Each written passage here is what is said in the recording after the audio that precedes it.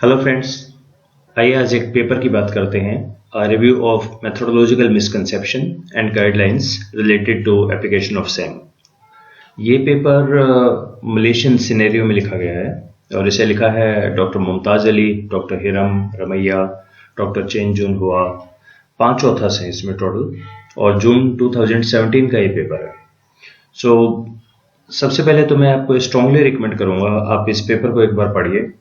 ये मैंडेटरी है बिल्कुल आपके लिए। और ये पेपर फुल टेक्स्ट इसका अवेलेबल है रिसर्च गेट के ऊपर। इस पेपर में ऑथर्स ने किस बारे में है ये पेपर, तो ऑथर्स ये बोलते हैं कि हमारे पास बहुत सारे स्टूडेंट्स आते हैं मलेशिया में जो रिसर्च स्कॉलर्स हैं, फैकल्टी मेंबर्स हैं या इवन ईमेल पे, फेसबुक पे, उन सब की कुछ क्वेरीज रहती हैं, बहुत सारे मिसकंसेप्शन हैं। और ऑथर्स बोल रहे हैं कि हम जवाब तो देते ही जाते हैं उन्हें साथ साथ, लेकिन फिर भी एक लगा कि इस पे एक लिख दिया जाए जो कॉमन चीजें हैं। तो 4 चीजों को इन्होंने आइडेंटिफाई किया है: सैम्पलिंग डिजाइन, प्री टेस्टिंग या पायलट टेस्टिंग, सीबीसेम वर्सेस बीएलएसएम, ईएफए या सीएफए। हालांकि इन सभी सब्जेक्ट्स पे बहुत सारी बुक्स अवेलेबल हैं और आपको ये लगेगा अभी कि फिर इसमें नई चीज क्या लिखी है। नया जो है, ऑथर्स ने हर चीज का आपको रिव्यू जो स्टडीज हैं वो प्रोवाइड किए हैं, यानी सिंपल एक एक लाइन में कि ये पॉइंट ये इसने कहा, ये इसने कहा। So that's very very helpful to the scholars. तो एक बार वैसे तो मैं स्ट्रांगली रिकमेंड करूंगा आप ये एक बार पूरा का पूरा पेपर पढ़िए। और यहाँ मैं आपको क्विकली कुछ पॉइंट्स बता देता हूँ जो ऑथर्स ने डिस्कस किया है। So starting with sampling design. Sampling design में मैंने एक अलग से प्लेलिस्ट बनाई हुई है जहां हमने बात की थी पॉपुलेशन की, जो 2 तरह की होती है, फाइनाइट या इनफाइनाइट। फाइनाइट पॉपुलेशन में हर पर्सन का एक यूनिक एड्रेस होता है जिसको बोलते हैं सैम्पलिंग फ्रेम। सैम्पलिंग फ्रेम जहां पर हो वहीं पे प्रोबेबिलिटी सैम्पलिंग यूज की जा सकती है, अदरवाइज आपको सिर्फ नॉन प्रोबेबिलिटी से काम चलाना पड़ेगा। अब जनरली एकेडमिक फील्ड में ऐसा हो गया है कि अगर आपने प्रोबेबिलिटी सैम्पलिंग यूज नहीं किया तो ये बहुत ही गलत काम है और आपकी स्टडी किसी काम की नहीं। इस चीज को जो ऑथर्स हैं वो स्ट्रांगली कंडेम करते हैं और बोलते हैं नहीं, ऐसा है नहीं है। तो कुछ जो चीजें लिखी हैं इन्होंने, पहला तो ये कि नॉन प्रोबेबिलिटी सैम्पलिंग बहुत फ्रीक्वेंटली एम्प्लॉय होती है या ज्यादा अप्रोप्रिएट है फील्ड वर्क रिसर्च में। तो दैट्स अ वंडरफुल थिंग। इसका आपके पास रेफरेंस भी है कि ये उतनी बुरी भी नहीं है। ओके, फिर पर्टिकुलरली अगर हम स्टडी ह्यूमन बींग्स के साथ करें तो वहां पर हमारे पास लेस लाइकली रैंडम सैम्पलिंग आने की उम्मीद है, होती नहीं है ऐसे जनरली। और अगर हम एक carefully controlled non probability sampling use करें तो उससे भी वैलिड और मीनिंगफुल रिजल्ट्स आ सकते हैं। तो नॉन प्रोबेबिलिटी सैम्पलिंग में कुछ ऐसा नहीं है कि वो रिजल्ट आपके बेकार हो जाएंगे। देखिए, एक बार मैं फिर से कहूंगा, इसको सोचिए। सैम्पलिंग ये बताती है कि मैं आप तक कैसे पहुंचा, मतलब मैं आपको जानता था या मैंने एक लॉटरी टिकट में सारा निकाला, आपका नाम आया, मैं आप तक पहुंच गया। आपका रिस्पॉन्स तो आपका रिस्पॉन्स ही रहेगा, मैं आपके पास कैसे भी आऊं। हाँ, नॉन प्रोबेबिलिटी सैम्पलिंग में इश्यू ये रहता है रिप्रेजेंटेशन का। उसी के रिगार्डिंग कुछ बहुत मीनिंगफुल बातें ऑथर्स ने बताई है। प्रोबेबिलिटी सैम्पलिंग का बेसिक पर्पज है, ये तब यूज की जाती है जब हमारे पास जनरलाइजेशन करना हो हमने स्टडी का, वहां पर प्रोबेबिलिटी सैम्पलिंग। इसीलिए हम बोलते हैं कि हर आइटम का रिप्रेजेंटेशन होना चाहिए। देखो, इसको ऐसे समझें, आप जिस भी सिटी में रहते हैं वहां पे सर्टेनली कुछ एरियाज ऐसे होंगे जो आप कभी नहीं गए और कभी जाना पसंद नहीं करते। कुछ हैं रीजन्स, नेगेटिव रेपुटेशन है या आपको लगता है सेफ नहीं है या ठीक नहीं है लोग वहां के, व्हाटएवर, लेकिन लोग तो वहां भी रहते हैं। तो अगर आप एक सिटी की स्टडी करते हैं और आप एक एरिया में नहीं जाते तो ये तो बायसनेस हो गया ना। This is what exactly non probability sampling does. तो प्रोबेबिलिटी सैम्पलिंग में ये है कि अगर आपके कोई लॉटरी में आपने निकाला, वहां के रिस्पोंडेंट आए तो आपको जाना पड़ेगा। तो जनरलाइजेशन जब करना हो तब तो प्रोबेबिलिटी सैम्पलिंग यूज की जानी चाहिए, वहीं पे रिकमेंड होती है। लेकिन जब हमारा पर्पज हो, फर्दर अभी उसी की बात कर रहे हैं कि प्रोबेबिलिटी सैम्पलिंग में एक और भी चीज है, सैम्पलिंग फ्रेम आपका अवेलेबल होना चाहिए यहाँ पे। ओके, फ्लिप और टैबआउट ये बोलते हैं कि अगर रिप्रेजेंटेटिवनेस की बात करें तो वो इनअप्रोप्रिएट हो जाती है जब हमारा पर्पज हो थ्योरी टेस्टिंग। अब ये एक अलग बिल्कुल व्यू पॉइंट है कि सैम्पलिंग का एक कुछ लेना देना है इस बात से कि आपका बेसिक ऑब्जेक्टिव क्या है। देखिए, अगर आपको रिप्रेजेंटेटिवनेस लाना है, अगर आपको उसका ओवरऑल जनरलाइजेशन करना है अपने रिजल्ट्स का, तब तो ठीक है प्रोबेबिलिटी सैंपलिंग। लेकिन अगर आपका बेसिक पर्पज है किसी प्रपोज्ड थ्योरेटिकल मॉडल को या अजम्पशंस को चेक करना, वहां पर नॉन प्रोबेबिलिटी सैंपलिंग ज्यादा सही रिजल्ट देता है। अब ये बहुत कमाल की चीज है, तो आप इसका अपने पास अब रेफरेंस भी है, तो एक बार आप इसको दोबारा चेक कीजिए आप अपने स्टडी में क्या कर रहे हैं। अगर आपका पर्पज है थ्योरेटिकल अजम्पशंस को चेक करना, तब आप नॉन प्रोबेबिलिटी सैंपलिंग को बिल्कुल यूज कर सकते हैं। अगर जनरलाइजेशन की बात कर रहे हैं, तब हमें रिप्रेजेंटेटिवनेस आनी चाहिए, वहां पर हमारा प्रोबेबिलिटी सैंपलिंग है। तो ये थोड़ा सा इसमें और ज्यादा क्लैरिटी आई कि नॉन प्रोबेबिलिटी उतनी बुरी बात भी नहीं है। सैंपलिंग से ही जुड़ी एक और भी चीज आती है कि जब आप अपना इंस्ट्रूमेंट बना रहे हैं, तो वहां पर दूसरी बात होती है प्री टेस्ट या पायलट टेस्ट। अब बहुत सारे स्कॉलर्स को लगता है कि ये क्या एक ही बात होती है, दो नाम है या कुछ अलग है। तो देखिए, आप जब भी कभी ए स्टार जर्नल्स के पेपर पढ़ेंगे तो वहां पे लिखा होता है दोनों सेपरेट सेपरेट।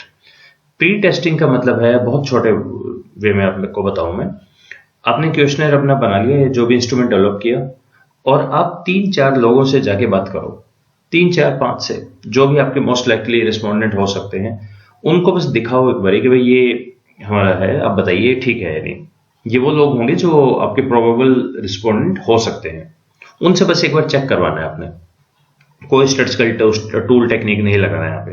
पायलट टेस्टिंग होता है जब आपकी तरफ से क्वेश्चनर एक बार पूरा हो गया है, तो अब आप उसको चेक करते हैं। प्री टेस्टिंग में आप उस प्रोसेस के अंदर ही है, अभी डेवलपमेंट में, अभी क्वेश्चनर बहुत रफ सा ड्राफ्ट किया है, एक व्यू पॉइंट है, आइडिया है आपके पास, आइए इसको देखते हैं। प्री टेस्टिंग सबसे पहले तो क्वेश्चनर में यूज की जाएगी। कब यूज की जाएगी, इसके दो पर्पज हैं। पहला तो हम ये चेक करते हैं कि कोई एम्बिग्यूटी तो नहीं है, और दूसरा जो हमने लिखा है रिस्पोंडेंट को समझ आ रहा है, और वैसे ही समझ आ रहा है जो हमने लिखा है, जो हम कहना चाह रहे हैं। ये फर्स्ट है इसका। तो हम कोई भी पर्सन से जाके मिलेंगे, कोई भी मतलब जो हमारा मोस्ट लाइकली रिस्पोंडेंट हो सकता है, बहुत ही कम लोग होंगे, और उनसे जाके हम पूछेंगे भाई एक बार आप चेक करो। तो इससे क्या होगा, हमें इन टाइम हमारी एडिक्वेसीज का पता लग जाएगा कि ये पर्टिकुलर चीज समझ नहीं आ रही है, ये तो आपने पूछा ही नहीं, ये क्यों पूछ लिया, ये तो होता ही नहीं। वो सब चीजें बहुत बहुत इंपॉर्टेंट है प्री टेस्टिंग के लिए। तो यहां पे मैं आपको एक छोटा सा एग्जांपल दूंगा।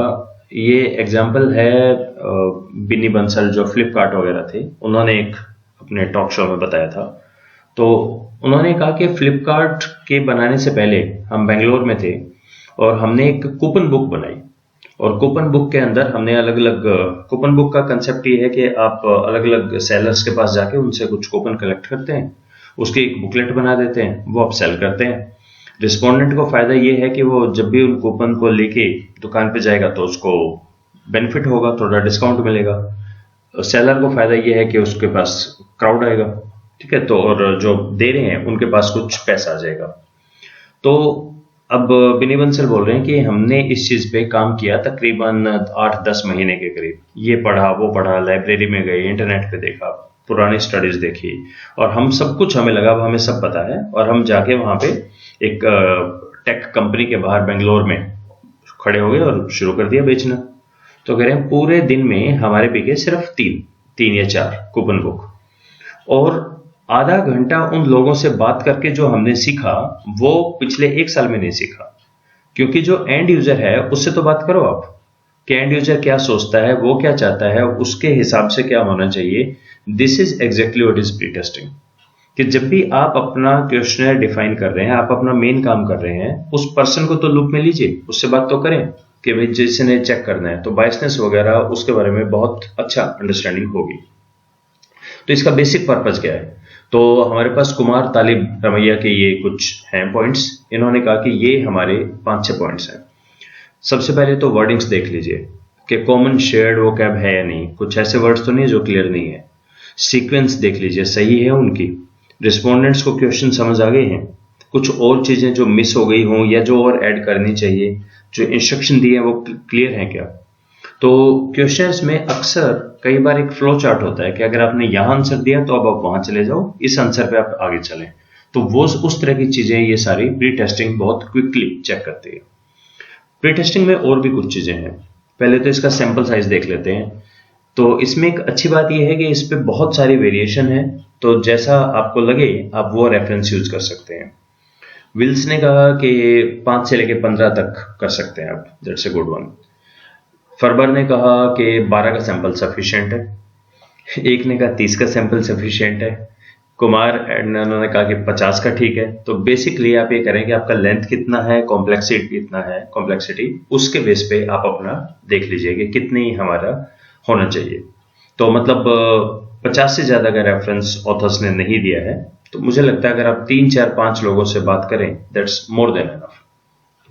तो करते क्या है इसमें हम, तो यहां पर एक कॉग्निटिव इंटरव्यू आता है, ये काफी फ्रीक्वेंटली यूज्ड टेक्निक है। इस टेक्निक में बेसिकली हम ये एक semi structured in depth interview type की है, जिसमें हम ये देखते हैं कि रिस्पोंडेंट कैसे सोच रहा है, मतलब कोशिश ये है देखने की उसके दिमाग में क्या चल रहा है। तो इसको हम 2 तरीके से करवा सकते हैं। पहला तरीका है डीब्रीफिंग, दूसरा है प्रोटोकॉल। 2 मेथड्स होते हैं इसके। तो बेसिकली मैं अपना क्वेश्चनर लेके रिस्पोंडेंट के पास गया, मैंने कहा एक बार इसका जवाब दो, और मैं उसको बहुत ही क्लोजली अब मॉनिटर कर रहा हूँ। क्या मॉनिटर कर रहा हूँ? डिब्रीफिंग में मैं इसको बोलूंगा रिस्पोंडेंट को कि भाई आप इसको एक बार फिल करो, और मैं पूरे टाइम उसको गौर करता रहूंगा कि किस क्वेश्चन पे उसने कैसे पढ़ा, कहाँ वो सोच रहा है, कहाँ कर रहा है। और पूरा होने के बाद उससे पूछेंगे कि अच्छा आपको क्या प्रॉब्लम्स आई इसमें, क्या लगा, कैसे होना चाहिए, ये बताइए। और जो प्रोटोकॉल मेथड है उसमें हम बोलते हैं रिस्पोंडेंट को कि आप ना थिंक अलाउड, मतलब मुझे गेस ना करना पड़े, आप बोल बोल के सोचिए, जो भी कर रहे हैं ना, जो आपके दिमाग में आ रहा है बोलते चाहिए, ताकि मैं साथ साथ नोट करता चलूं उसको। ये हो गया प्रोटोकॉल मेथड। तो इन दोनों मेथड से हम प्री टेस्टिंग करेंगे। हाँ, इसमें कुछ और भी पॉइंट है। नंबर 1 तो सारे के सारे स्केल, चाहे आपके वो अडोप्टेड हो, स्टैंडर्डाइज हो, कुछ भी हो, उसकी प्री टेस्टिंग मैंडेटरी है, क्योंकि आप नए रिस्पोंडेंट्स के साथ काम कर रहे हैं। इन पे कोई स्टैटिस्टिकल टूल टेक्निक नहीं लगती, और जो भी, ये ऐसा भी नहीं है एक राउंड में खत्म हो गया। जैसे ही आपको लगे कि हाँ ये ठीक है, समझ आ गई ये बात, तब हमें एक बार सेकंड राउंड भी जाना चाहिए, जो करेक्शंस, जो रिविजन्स आप कर रहे हैं उसके बाद। ये स्ट्रांगली रिकमेंडेड है। तो बेकर ने यहाँ पे बोला है कि बहुत सारे लोगों को प्री टेस्टिंग और पायलट टेस्टिंग सेम लगती है, लेकिन ऐसा है नहीं। तो ये देखते हैं पायलट टेस्टिंग में क्या करना होगा। पायलट टेस्टिंग में सबसे पहले तो ये एक स्मॉल स्केल वर्जन है, एक ट्रायल रन है, या एक तरह का फुल ड्रेस रिहर्सल आप इसे बोल दीजिए। मतलब आपका क्वेश्चनर आपकी तरफ से बन गया है, ऑलमोस्ट सारी चीजें आपने इनकॉर्पोरेट कर ली हैं, अब आप एक बार उसको चेक करना चाह रहे हैं। तो क्यों चेक करना चाह रहे हैं, क्या पर्पज है?